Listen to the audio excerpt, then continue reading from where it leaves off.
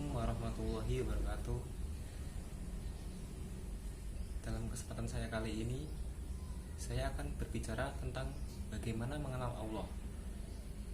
Banyak di antara kita bukan saja tidak mengenalnya, tetapi menyalahpahaminya, sehingga kita tidak mendudukan Allah dalam kedudukannya yang wajar dan sebenarnya.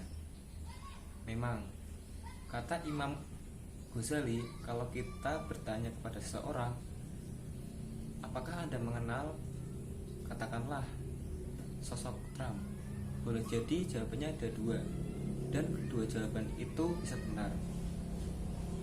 Bisa jadi yang pertama berkata, saya tidak mengenalnya. Siapa? Saya tinggal di desa, saya tidak mengikuti perkembangan.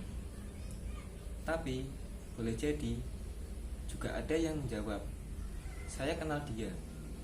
Dia adalah Presiden Amerika. Nah, begitu juga sebenarnya kalau kita menganalogikan kedua jawaban ini dengan pertanyaan, apakah Anda mengenal Allah? Orang-orang yang dalam pengetahuannya pun akan berkata bahwa kita tidak dapat mengenal Allah dengan pengenalan yang sesuai dengan kebesaran Allah Subhanahu wa taala. Sehingga wajar kalau ada yang orang berkata saya tidak mengenalnya, dalam arti tidak mengenalnya dengan pengenalan yang benar. Dan ketika itu jawaban yang berkata saya tidak mengenalnya pun dapat dibenarkan.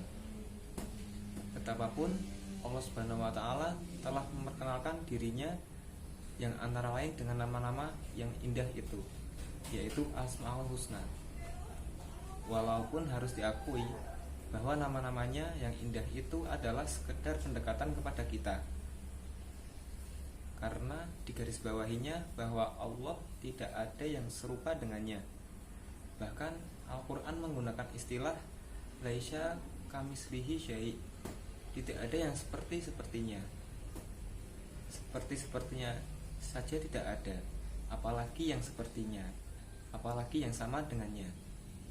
Sehingga apapun yang terlintas dalam benak kita tentang Allah tidak dapat mencapai kebenaran yang utuh tentang zat yang maha agung. Kalau kita berusaha untuk mengenalnya sesuai dengan kemampuan kita, maka ulama-ulama menyebutkan dua cara yang selama ini lumrah atau diupayakan untuk mengetahuinya. Cara yang pertama adalah menggunakan nalar kita. Sedangkan cara yang kedua adalah dengan pensucian jiwa kita. Tetapi kata guru penulis Syekh Abdul Khalim Mahmud, ditemukan bahwa semua yang berusaha mengenal Allah dengan nalarnya, pengetahuannya tidak menjadikannya puas. Bahkan mereka yang berusaha mengenalnya menggunakan nalarnya itu, jawaban mereka berbeda-beda. Tetapi yang berusaha mengenalnya dengan cara pensucian jiwanya, maka kendati mereka berbeda-beda agama, kepercayaan dan agama, namun semua sepakat untuk menyatakan bahwa dia adalah wujud yang maha mutlak yang menyandang segala sifat kesempurnaan. Coba kita amati matahari. Alangkah hebatnya. Tanyakanlah kepada diri kita, siapakah yang menciptakannya? Pasti kita akan berkata bahwa ada penciptanya, dan penciptanya adalah maha kuasa, lagi maha mengetahui, serta maha pencipta. Memang, kata para pakar, ada fitrah dalam diri manusia. Fitrah itu menjadikan terdorong untuk percaya tentang wujud yang maha mutlak. Karena itu, pensucian jiwa itulah yang menghilangkan debu-debu kekotoran dalam fitrah manusia, sehingga dengan mudah dia akan percaya kepada Allah Subhanahu wa taala. Tidak ada sesuatu yang tidak menunjukkan kehadirannya, Dia yang maha kuasa itu. Sekian yang dapat saya sampaikan, kurang lebihnya mohon maaf. Wassalamualaikum warahmatullahi wabarakatuh.